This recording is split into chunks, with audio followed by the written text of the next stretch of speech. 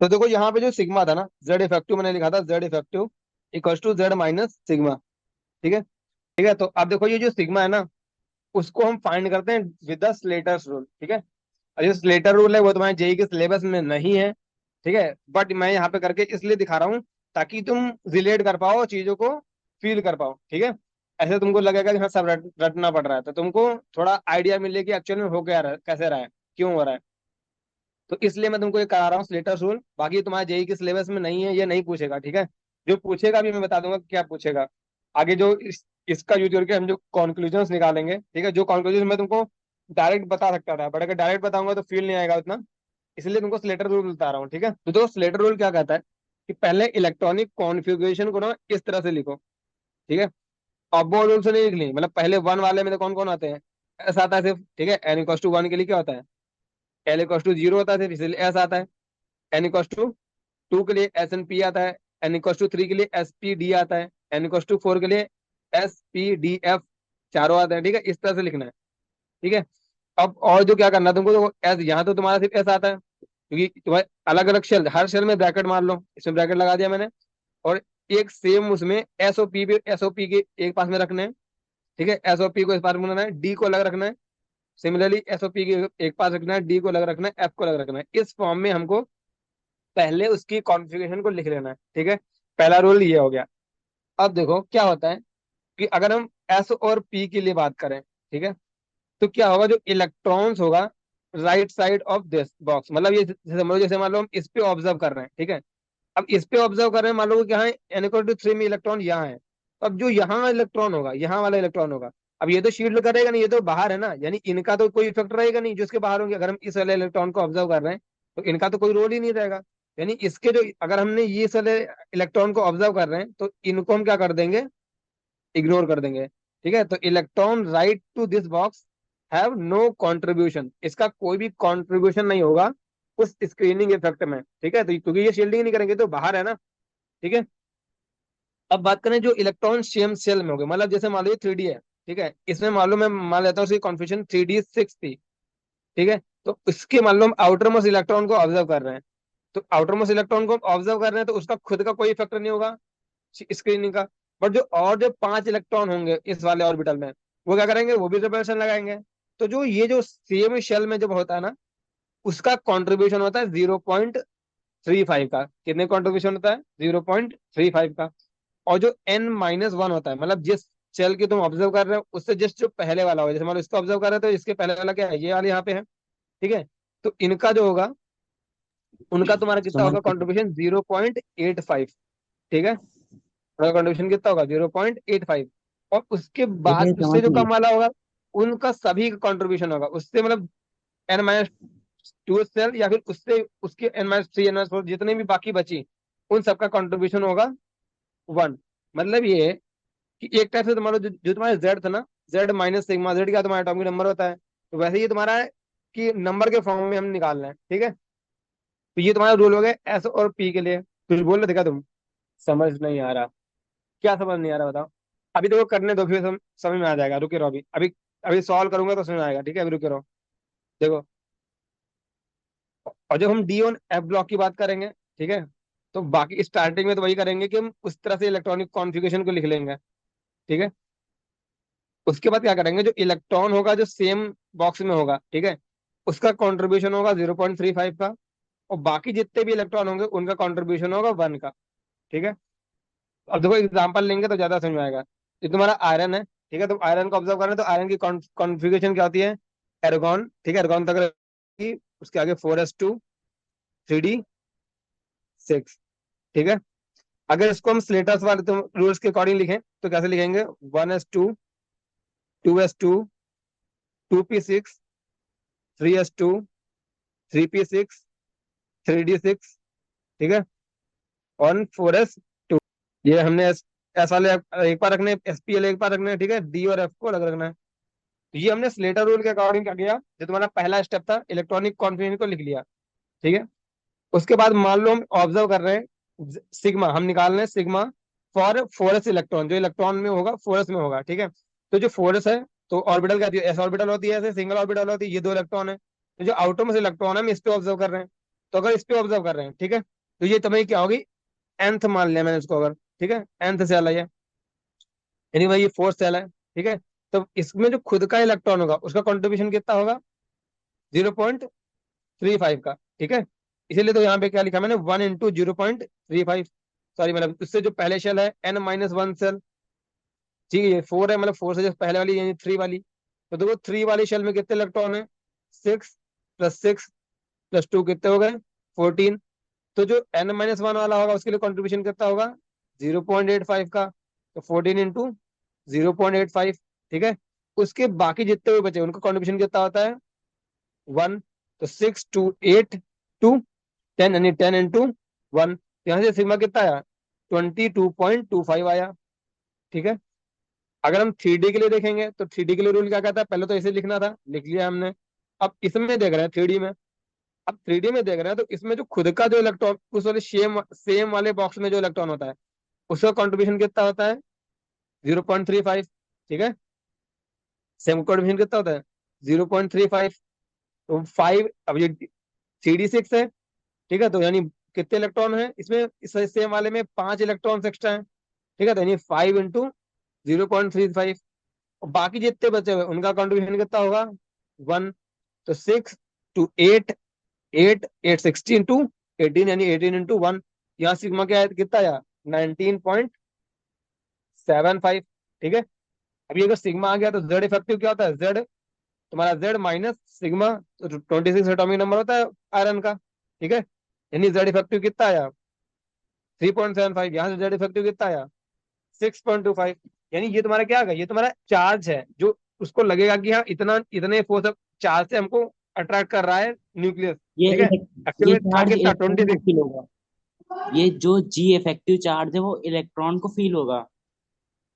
हाँ, ये Z effective क्या होता है, वो उस इलेक्ट्रॉन को फील होगा। मैं तुमको निकाल के दिखाना कि एक्चुअल में वहां पे 5 मैंने मान लिया कि न्यूक्लियस 5 लगा रहा है और इलेक्ट्रॉन मान लो 1 का रिपल्शन लगा रहा है, तो मगर उसको फील कितना हुआ कि नेट कितना लग रहा है, फोर्स 4 का लग रहा है। यानी उसको क्या लग रहा है कि वहां पे जो जो चार्ज है जो जेड है वो 4 है, बट एक्चुअल में है कितना वहां पे, 5। यानी इस पे लग कितना रहा था, ये 26।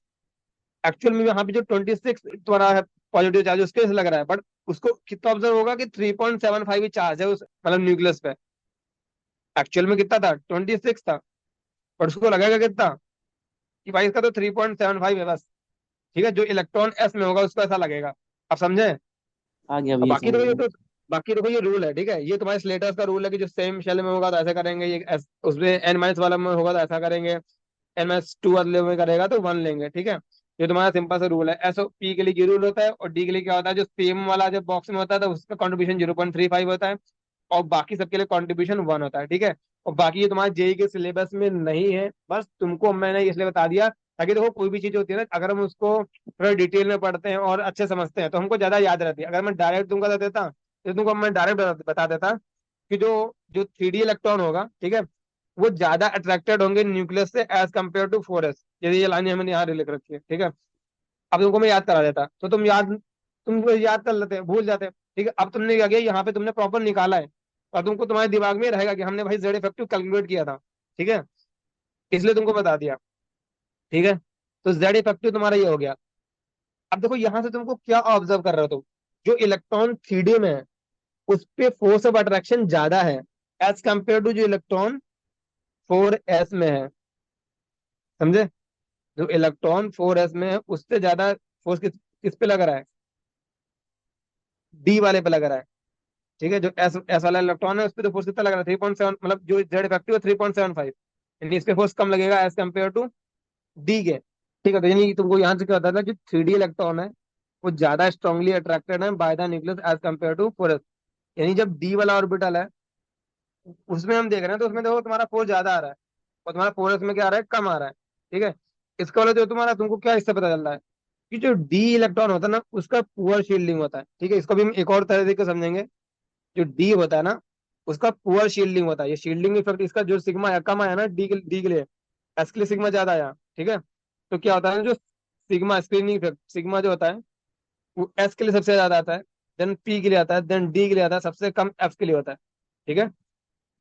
इसको भी फिर से एक और तरीके से समझेंगे। ये तो तुम्हारा स्लेटर रूल के अकॉर्डिंग होगा जो हमने जो ऑब्जर्व किया, ठीक है।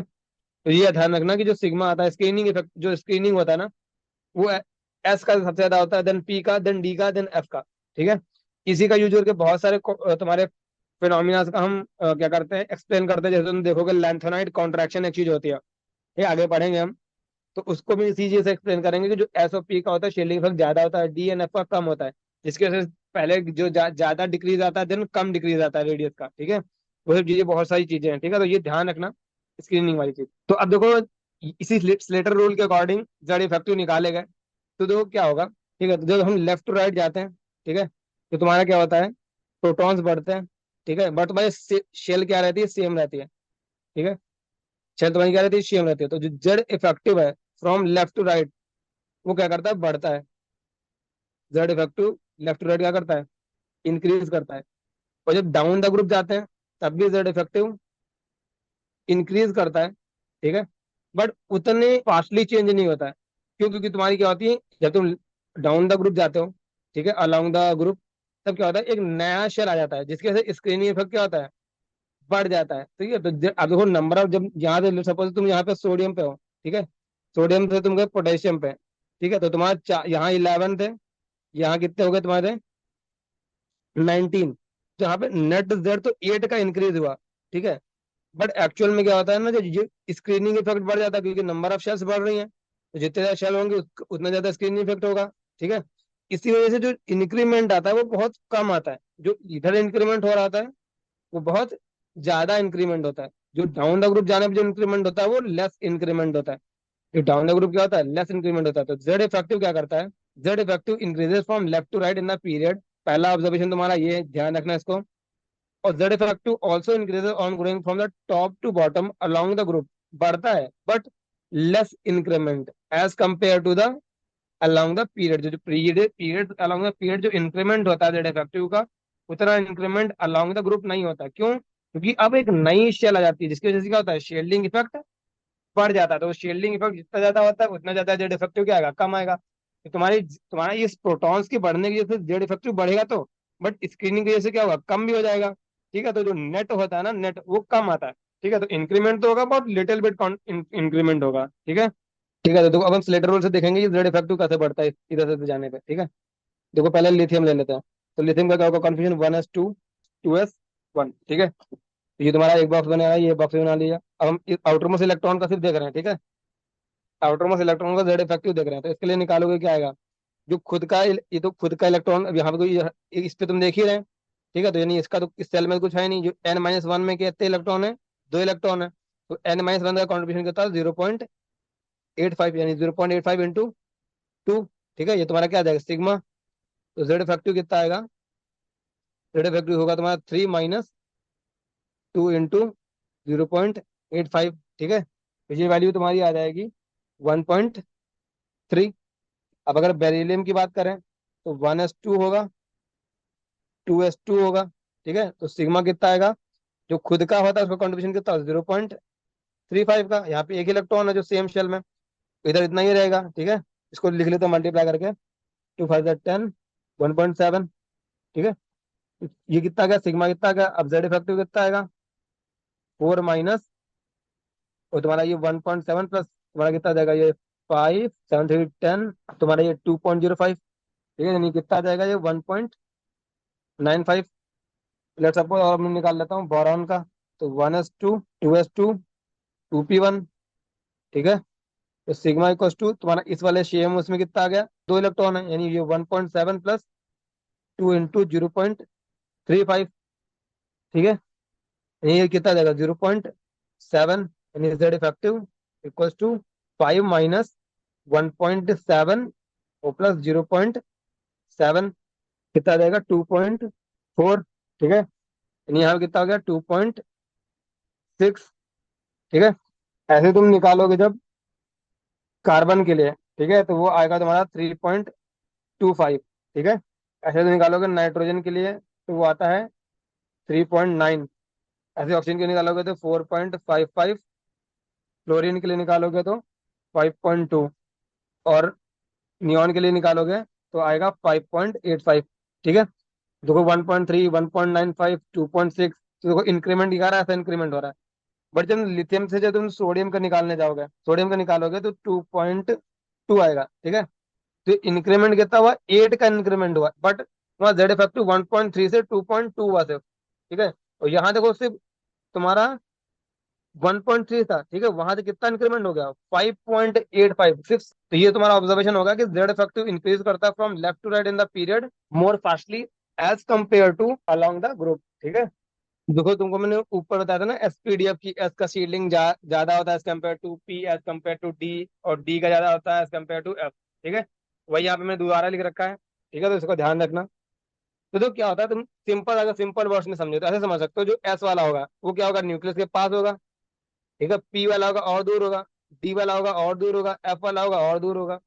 अब तो इलेक्ट्रॉन क्या करते हैं ना, हर टाइम वो तो रिवॉल्व करते रहे, ऐसा तो यहीं बैठा रहेगा इलेक्ट्रॉन, वो तो रिवॉल्व करता रहता है। तो जब फोर्स ऑफ रिपल्शन कब ज्यादा लगेगा, तुम्हारा फोर्स क्या होता है, इनवर्सली प्रोपोर्शनल टू 1/r², ठीक है, यानी आर जितना कम, फोर्स उतना ज्यादा, ठीक है। सबसे ज्यादा फोर्स कब लगेगा, जब वो इलेक्ट्रॉन, जैसे मान लो इस इलेक्ट्रॉन को हम देख रहे हैं, तो जब ये वाले इलेक्ट्रॉन क्या होंगे, जब इसके पास आएंगे, इधर कहीं पास आएंगे, तब इस पे फोर्स ज्यादा लगेगा। अब जो एफ ऑर्बिटल है वो क्या होती है, बड़ी होती है, जो एफ वाला सबशेल होता है वो बड़ा होता है, दूर होता है न्यूक्लियस से, ठीक है। यानी ये इलेक्ट्रॉन क्या करते हैं, बड़ी पेरिफेरी में रिवॉल्व करते हैं। और जब बड़ी पेरिफेरी में रिवॉल्व करते हैं तो ये प्रोबेबिलिटी कम है ना कि वो इसके सामने जाएंगे। मतलब ये जो इसमें रिवॉल्व कर रहा है वो छोटे से पार्ट में, इतने से शेल में रिवॉल्व कर रहा है, वो क्या करेगा, जल्दी इस जो इसके नंबर ऑफ टाइम, जो जितने बार यहाँ पे आएगा इसके सामने आएगा, वो ज्यादा चांसेस है ना कि इसके सामने आएगा एज कम्पेयर टू, क्योंकि इसमें क्या करेगा, बड़ा पेरीफेरी है तो टाइम लगेगा इसको इसके सामने आने के लिए हर बार, सिमली और बड़ा पेरीफेरी है तो और टाइम लगेगा, और बड़ा पेरीफेरी है तो और बड़ा टाइम, ज्यादा टाइम लगेगा। इसलिए क्या होता है, जो एस का शील्डिंग होता है ना वो ज्यादा होता है एज कम्पेयर टू पी, और पी का शील्डिंग ज्यादा होता है as compare to D, and D का शील्डिंग ज्यादा होता है एज कम्पेयर टू एफ, ठीक है। तो डी एंड एफ का वो शील्डिंग होता है जिसके से होता है लैंथेनाइट कॉन्ट्रैक्शन, एक ऐसी चीज होती है जो हम पढ़ेंगे आगे, ठीक है। तो अभी तुमको बस याद रखना है। तो देखो जो अब तक हमने पढ़ा, ठीक है, उसमें से हमको याद क्या क्या रखना है, कि तुम्हारा जेड इफेक्टिव क्या होता है, ठीक है, ऑब्जर्व कर लेते हैं जेड इफेक्टिव क्या होता है, तुम्हारा एक्चुअल जो चार्ज, जो कोई भी तुम्हारा इलेक्ट्रॉन क्या करता है, ऑब्जर्व करता है, ठीक है, या बोलने की फील करता है, ठीक है। तो तुम्हारा जेड इफेक्टिव हो गया, फिर तुमने स्क्रीनिंग इफेक्ट देखा, स्क्रीनिंग इफेक्ट तुमको पता कि तो जो इलेक्ट्रॉन क्या करता है, जो न्यूक्लियस का फोर्स ऑफ अट्रैक्शन लग रहा होता है टू द इलेक्ट्रॉन, उससे उसको क्या करता है, डिक्रीज करता है, तो उसके जो स्क्रीनिंग इफेक्ट आता है, ठीक है। तीसरी बात तुमको बस ये ध्यान रखनी है अच्छे से, कि जेड इफेक्टिव क्या करता है, अलोंग द पीरियड इंक्रीज करता है, और अलोंग द ग्रुप भी इंक्रीज करता है, बट अलोंग द पीरियड ज्यादा फास्ट इंक्रीज करता है as compare to along the group, क्योंकि इसमें क्या होता है, अलोंग द ग्रुप एक नई चला जाती है जिसकी वजह से स्क्रीनिंग इफेक्ट बढ़ जाता है, इसलिए उतना जेड इफेक्टिव में इंक्रीमेंट नहीं होता जितना होना चाहिए था। और चौथी बात तुमको ये ध्यान रखनी है कि एस का शील्डिंग इफेक्ट ज्यादा होता है एज कम्पेयर टू पी, और पी का ज्यादा होता है as compare to D, and D का ज्यादा होता है एज कम्पेयर टू एफ। तो अभी तक जो हमने पढ़ा उसमें तुमको बस ये चीजें याद रखनी है, ठीक है। लेटर रूल तुमको बिल्कुल भी याद करने की जरूरत नहीं है, बस समझने के लिए था, ठीक है। वो तुम्हारा जेई के सिलेबस में नहीं है, कोई रोल नहीं है उसका, उसमें कोई भी क्वेश्चन नहीं आएगा, ठीक है। अब देखो जो हमने स्लेटर रूल देखा, उसी के अकॉर्डिंग हम देखेंगे नेट फोर्स ऑफ अट्रैक्शन, ठीक है। तो अब यही लाइनें हैं जो तुम अपने स्कूल्स में भी एग्जाम में यूज कर सकते हो for the explaining many trends like the addition energy, electron gain enthalpy, radius, ठीक है। इन्हीं लाइंस का तुम यूज करोगे मोस्टली एक्सप्लेनेशन देने के लिए, क्या कि जो अलोंग द पीरियड की बात करें अगर हम, तो क्या होगा, on growing from left to right, वो क्या होगा, जेड इफेक्टिव क्या करेगा, इंक्रीज, ये हमने देख लिया बाय द स्लेटर रूल। अब जेड इफेक्टिव बढ़ रहा है, ठीक है, यानी क्या होगा, तुम्हारा net force of attraction on the electron वो इंक्रीज करेगा, ठीक है। और यहाँ पे क्या है, ये तुम्हारा इलेक्ट्रॉन ऐड हो रहा है सेम शेल में, ठीक है। तो उतना ज्यादा स्क्रीनिंग इफेक्ट नहीं होता जब इलेक्ट्रॉन सेम शेल में ऐड होता है, सेम शेल के इलेक्ट्रॉन का कॉन्ट्रीब्यूशन कितना होता है, 0.35 का, ठीक है। इसलिए यहाँ पे लिखा हुआ on growing from the left to right Z effective increases and the electron is added to the same shell, hence the force of attraction क्या करता है, इंक्रीज करता है ऑन द आउटरमोस्ट इलेक्ट्रॉन्स, ठीक है। Force of attraction on the outermost electron increases, ठीक है। तो जब अलोंग द पीरियड जाओगे from the left to right तो जेड इफेक्टिव बढ़ता है, क्योंकि और इलेक्ट्रॉन तुम्हारा सेम शेल में ऐड होता है, तो स्क्रीन इफेक्ट का कोई खास रोल होता नहीं है, इसीलिए तुम्हारा नेट फोर्स ऑफ अट्रैक्शन जो आउटर मोस्ट शेल पे क्या करेगा, इंक्रीज करेगा, क्योंकि तुम्हारा फोर्स ऑफ अट्रैक्शन क्या होता है, के इंटू Q1 Q2/r², तो तुम्हारा जेड इफेक्टिव बढ़ रहा है तो फोर्स ऑफ अट्रैक्शन बढ़ेगा, ठीक है। बट अगर अलोंग द ग्रुप की बात करें, तो on growing from the top to bottom, जो हम टॉप टू बॉटम जा रहे हैं तो जेड इफेक्टिव तो बढ़ रहा है, बट उतना इंक्रीज नहीं हो रहा है, अब जब ये तो जेड इफेक्टिव तो मतलब थोड़ा सा बड़ा, ठीक है, जेड इफेक्टिव थोड़ा सा बड़ा, बट क्या होता है ना, जब जब ये तुम्हारा नया शेल आ गया, अब जो ये इलेक्ट्रॉन आउटरमोस्ट इलेक्ट्रॉन है, वो तुम्हारा इसकी डिस्टेंस जो लेट सपोज पहले जो लिथियम के लिए लेट सपोज वो R1 पे था, अब जो तुम्हारा सोडियम के लिए वो कहाँ होगा, इस R2 पे होगा, जो R2 क्या होगी, ग्रेटर देन R1 होगी, ठीक है। ये डिस्टेंस क्या होगा, डिस्टेंस भी बढ़ गई, यानी तुम्हारा फोर्स क्या होता है, के Q1 Q2/R², ठीक है, यानी एक तो चार्ज पे डिपेंड करेगा, एक आर फैक्टर पे डिपेंड करेगा। तो इधर क्या था, तुम्हारा सेम शेल थी, यानी आर तो बदलेगा नहीं, ठीक है। इधर तुम्हारा क्या था, सेम शेल में इलेक्ट्रॉन ऐड हो रहा था, तो आर तो बदलेगा नहीं। मगर यहाँ क्या हो रहा है, इलेक्ट्रॉन अगले शेल में ऐड कर रहा है, तो आर तो आर क्या हो जाएगा, बढ़ जाएगा। अब अगर आर बढ़ा तो यानी क्या करेगा, जो आर होगा, रेडियस जितना रेडियस उतना ही कम फोर्स, ठीक है, यानी रेडियस के बढ़ने से फोर्स का डिक्रीमेंट होगा। और जो जेड इफेक्टिव इंक्रीज हो रहा था, उसके से इंक्रीमेंट होगा, ठीक है। तो यहाँ क्या था, आर सेम था, अब जेड इफेक्टिव बढ़ रहा तो फोर्स ऑफ अट्रैक्शन बढ़ा, बट यहाँ जेड इफेक्टिव की वजह से फोर्स ऑफ अट्रैक्शन बढ़ा, बट डिस्टेंस बढ़ने से क्या हो गया, घट गया। तो नेट जो आता है ना, नेट जो आता है ना, वो डिक्रीमेंट आता है। नेट जो होता है क्या होता है, डिक्रीज हो जाता है। तो ऑन गोइंग, वही लिखा हुआ है, on going from the top to bottom along the group z effective increases but electron is added into new shell। अब इलेक्ट्रॉन कहाँ ऐड कर रहे हैं, न्यू शेल में, नए शेल में जाता है electron, hence the distance from the nucleus क्या करता है, बढ़ जाता है। और न्यूक्लियस से डिस्टेंस बढ़ी मतलब फोर्स ऑफ अट्रैक्शन घटा, therefore the net force of attraction क्या करता है, डिक्रीज करता है, क्योंकि force is inversely proportional to 1/r², ठीक है। तुमको एग्जांपल के तौर पर दिखा देता हूँ, जैसे मान लेट सपोज तुम्हारा, मान लो पहले फोर्स था तुम्हारे लिथियम के लिए, मैं एग्जैक्ट नहीं लिख रहा हूँ, मैं एग्जांपल ले रहा हूँ कि मान लो तुम्हारे लिथियम के लिए फोर्स था के इंटू तुम्हारे एटॉमिक नंबर क्या था, 3, ठीक है, मैं आइडियल मान के चल रहा हूँ, 3 × E²/R², ठीक है, मैं लेट सपोज आर तुम्हारा 1 था, ठीक है, ये तुम्हारा नेट फोर्स कितना आ गया, 3 Ke², ठीक है। अब अगला जो तुम्हारा है, अब मान लो हम निकाल रहे हैं सोडियम के लिए, अब सोडियम के लिए मान लेट सपोज इसका वो हो गया 3, ठीक है, आर की वैल्यू मान ली 3 हो गई, तो 3 3 कितना जाएगा, नीचे 9, ऊपर कितना आ गया के, तुम्हारा सोडियम था मान लो 11 भी यहाँ पे है, ठीक है, E², तो 11 - 9 तुम डिवाइड करोगे कितना आएगा, 1 पॉइंट समथिंग आएगा, ठीक है। नहीं, नेट नेट एक्चुअल में कितना आएगा, वो कम हो गया, यहाँ कितना था 3 Ke², ठीक है। तो इसके से बढ़ने की से बढ़ेगा तो फोर्स प्रोडक्शन, बट रेडियस बढ़ने के से क्या होगा, घटेगा भी, तो नेट जो होता है ना वो घटता है, ठीक है। तो यहाँ से तुमको दो चीजें याद रखनी है बहुत अच्छे से, कि on going from left to right force of attraction on the outermost electron increases, and on going from the top to bottom along the group net force of attraction on the outermost electron decreases। ठीक है, यहां से हमने ये दो conclusion देख लिया, ठीक है। यही तुम लैंग्वेज यूज कर सकते हो अपने स्कूल एग्जाम से मिलकर लिखना होगा, ठीक है। ये तुम्हारा रीजन हो गया। तो अभी तक हमने जो पढ़ा, ठीक है, मैं फिर से रिवाइज करा देता हूँ कि तुम्हारा जेड इफेक्टिव तुमने देख लिया, स्क्रीन इफेक्ट क्या होता है ये तुमने ये समझ लिया, फिर तुमने देखा जो जेड इफेक्टिव था on going along the period वो बढ़ रहा था, ठीक है, more fastly as compare to along the group, ठीक है, ग्रुप में इंक्रीमेंट कम हो रहा था। इसी वजह से क्या हुआ, इसकी वजह से क्या हुआ, जेड इफेक्टिव बढ़ रहा था अच्छा खासा, और तुम्हारा सेम सेल में इलेक्ट्रॉन जा रहा, तो आर की वैल्यू सेम थी, तो net force of attraction actual में बढ़ा on going left to right along the period. But along the group की बात करें तो जेड इफेक्टिव का इंक्रीमेंट कम था, और हम नए शेल में अब हम जो इलेक्ट्रॉन है वो भी तुम्हारा न्यूक्लियस से दूर हो गया, तो नहीं आर बढ़ गई, अब आर बढ़ गई तो नेट फोर्स ऑफ अट्रैक्शन घट गया, तो जो दोनों का उसका इंक्रीमेंट और उसका डिक्रीमेंट जो नेट आता है वो क्या होता है, डिक्रीज ही होता है। तो on going down the group force of attraction on the outermost electron क्या कर गया, डिक्रीज कर गया। तो अभी तक हमने जो पढ़ा उसका ये कंक्लूजन है, ठीक है।